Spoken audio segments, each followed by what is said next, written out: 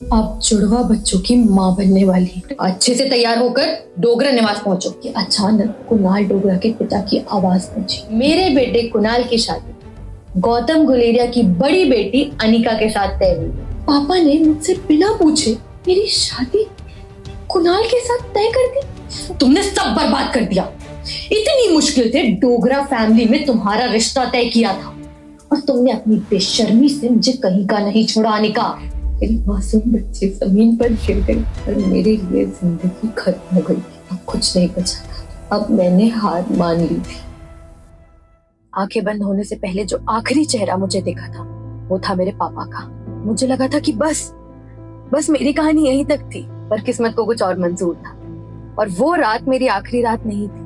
मैं किसी तरह बच गई, लेकिन मुझे एक बात का यकीन जरूर था कि पापा मुझे मारना चाहते हैं, इसलिए घर लौटने का कोई फायदा नहीं। और कैसा घर, किसका घर, कौन सा घर? 8 साल बीत चुके हैं और मैं अपनी नई दुनिया बसा चुकी, जिसमें सिर्फ मैं और मेरी बेटी है और मेरी जिद अपने खोए हुए बेटे को ढूंढने की। सुना था कि पापा ने अखबार में मेरी मौत की दुखद खबर छपवाई थी। सहानुभूति के साथ साथ पापा को बहुत से लोगों का सहारा मिला, उनका साथ मिला। वो एक गम में डूबे हुए पिता का किरदार बखूबी निभा रहे थे। पर अब और नहीं। 8 साल बाद मैं अपने शहर वापस आ गई, कुछ हिसाब पूरे करने और कुछ सवालों के जवाब मांगने। मैं पापा के ऑफिस के बाहर खड़ी हूँ। अंदर जाना चाहती थी पर डर लग रहा था कि अगर कहीं कभी कोई मुझे पहचान गया तो, अगर पापा पहचान गए तो। पर अब मैं वो पहले वाली अनिका नहीं थी। मेरा वजूद भी अब मेरे चेहरे की तरह बदल चुका था। डरी, सहमी वो अनिका की जगह आत्मविश्वास से दमकती हुई डॉक्टर अमृता थी। इन 8 सालों में मैंने अपनी मेहनत से न सिर्फ डॉक्टरी की पढ़ाई पूरी की, बल्कि अब एक प्रसिद्ध सर्जन बन चुकी हूँ मैं। कुणाल ने जिस मोटी अनिका का मजाक उड़ाया था, मुंह बनाया था उसे देख, आज शायद वो उसे पहचान भी नहीं पाए। अब मुझे हर समय ना पापा के गुस्से का डर नहीं होता है। इस तनाव से छुटकारा मिलने का नतीजा ये रहा कि मैं खुलकर जीने लगी, सुबह सैर पर जाने लगी, खुश रहने की कोशिश करने लगी। असर मेरी खान पान की आदत पर भी पड़ा।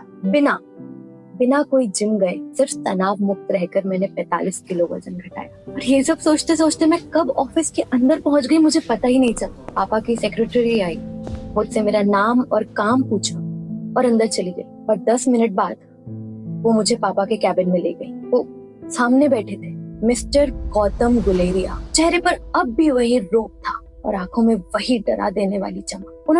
उन्होंने मेरी तरफ देखा जैसे मुझे पहचानने की कोशिश कर रहे। पर कैसे जान पाते कि मैं उनकी अनिका ही हूँ?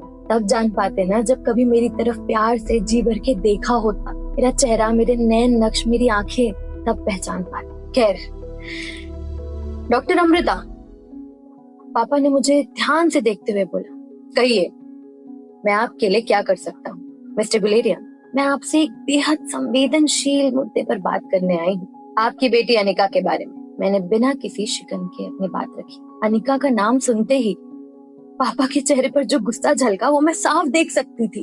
अपने आप को संभालते हुए उदासी का नकली चोगा चेहरे पर ओढ़कर पापा बोले, अनिका अब इस दुनिया में नहीं है। माफ कीजिएगा, लेकिन मैं अपनी बेटी के बारे में और कोई बात नहीं कर सकता और न करना चाहता। मैं और मेरा परिवार अब भी सदमे से निकलने की कोशिश कर रहे हैं। पापा ने एक सांस में जवाब दे दिया। उनकी बेचैनी उनकी आंखों से साफ झलक रही। क्या हुआ था उन्हें? बताइए, क्या हुआ था? सहानुभूति भरी आवाज में मैंने पूछा। पापा कुछ जवाब दे पाते कि इससे पहले कामनी धड़धड़ाती हुई ऑफिस में आई और बोली, पापा अनिका जिंदा है। बहुत हड़बड़ाई। पापा ने गुस्से से उसकी तरफ देखा और कहा, कुछ भी बकवास मत करो, हम सब जानते हैं कि वो मर चुकी है।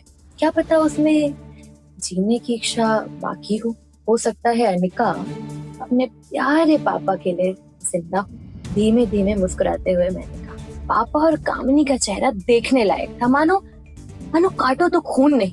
मैं साफ देख सकती थी कैसे दोनों डॉक्टर अमृता के चेहरे पे अनिका को तलाश रहे। और जब तलाश पूरी हुई तो दोनों धम से पीछे रखी कुर्सियों पर बैठ गए। अनिका, बेटा तुम जिंदा हो? पापा ने मिश्री से मीठी आवाज में कहा, बेटा तुम इतने दिन कहाँ थी? यकीन मानिए एक पल के लिए मैं भी दंग रह गई पापा का ये रूप देखकर। अगर आपको मेरी कहानी मालूम नहीं होती तो तो आप भी इसे एक पिता का अपनी खोई हुई बेटी के लिए दुल्हन ही समझते ना। मेरा बेटा कहाँ है? मैंने तटस्थ होकर पूछा। पापा के ये झूठे आंसू अब मुझ पर और असर नहीं करते। हम सारी बातें घर पर बैठकर करेंगे ना बेटा। तुम इतने दिन कहाँ थी? मालूम है मुझ पर क्या बीती है? काश पापा ने ये झूठा ही प्यार सही, लेकिन ये तब दिखाया होता जब मुझे इसकी जरूरत थी। पर आज मैं अपने आप को नहीं रोकने वाली। मैंने कहा मेरा बेटा कहाँ है? मैंने दहाड़ते हुए पूछा। पैदा होते ही आपने मुझसे मेरा बेटा छीन लिया। आपने मुझसे मेरा बेटा छीन लिया। मुझे बताइए वो कहाँ है? नहीं तो क्या? नहीं तो मैं पूरी दुनिया को चीख चीख कर बता दूंगी आप अपनी बेटी को मारना चाहते थे। सोच लीजिए, मेरे अंदर छुपा सारा बरसों का गुस्सा आज बाहर आई। मैं बस बोलती गई। और ये जिस कंपनी के मालिक होने का आप दावा करते हैं ना, ये मेरी माँ की है और इसकी सही उत्तराधिकारी मैं हूँ। देखिए, मैं दोबारा पूछ रही हूँ, मेरा बेटा कहाँ है? जिंदा दफना दिया। पापा कुछ आगे बोल पाते हैं इससे पहले मैं बेसुध से गिर पड़ी। ऐसा दिन भगवान किसी भी माँ को न दे। अपनी नफरत में एक मासूम, एक बेचारे बच्चे का जीवन उससे छीन लिया, सिर्फ अपनी नफरत में। आप इतने पत्थर दिल निकलेंगे पापा, मुझे ये उम्मीद तो नहीं थी। नफरत मुझसे थी, शिकायत मुझसे थी। मेरे बेटे ने आपका क्या बिगाड़ा था? हाँ, अनिका शायद आपसे डर कर चुप बैठ जाती, पर डॉक्टर अमृता हार नहीं मानी।